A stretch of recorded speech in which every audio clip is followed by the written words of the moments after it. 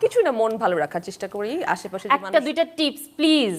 বাংলাদেশের টিভি নাটকের জগতে তানজিকা আমিন এক পরিচিত ও প্রশংসিত নাম। তার সাবলীল অভিনয়, স্বাভাবিক এক্সপ্রেশন, স্কিন প্রেজেন্সি তাকে দ্রুতই দর্শকদের মনে জায়গা করে দিয়েছে। অনেক দর্শকের কাছে তিনি এক প্রকার ক্রাশে পরিণত হয়েছেন। বিশেষ করে তরুণ প্রজন্মের মধ্যে তার জনপ্রিয়তা চোখে পড়ার মতো। কিন্তু এবারের ঈদে নাটকের ব্যস্ততা নেই বললেই চলে। তানজিকা আমিনকে তেমন দেখা যাচ্ছে না। ফলে ভক্তদের মধ্যে প্রশ্ন, কেন তিনি আলোচনায় নেই? তানজিকা আমিন সবসময় স্ক্রিপ্ট বাছাই একটু আলাদা। যে কোনো প্রজেক্টে কাজ না করে তিনি ভালো গল্প, শক্তিশালী চরিত্রকে গুরুত্ব দেন। ফলে অনেক সময় জনপ্রিয়তার সিজনেও তিনি কম কাজ করেন। সম্ভবত তিনি টিভি নাটকের বাইরে ওয়েব সিরিজ, ওটিটি বিশেষ প্রজেক্টে কাজ করছেন, যা ঈদের নাটকের ভিড়ে দৃশ্যমান হয়নি। বর্তমানে নাট্য নির্মাতারা নতুন ছুটি, নতুন মুখ নিয়ে বেশি পরীক্ষা নিরীক্ষা করছেন। এর ফলে কিছু জনপ্রিয় মুখ সমসাময়িক আড়ালে চলে যেতে পারে। অনেক অভিনেতা অভিনেত্রীর কাজের চাপ থেকে বিরতি নিয়ে ব্যক্তিগত সময় কাটান। তানজিকা আমিনও হয়তো এমনই একটি সময় পার করছেন। তানজিকা আমিনের মতো প্রতিভাবান অভিনেত্রী দীর্ঘদিন আড়ালে থাকবেন এটা খুব কমই ঘটে।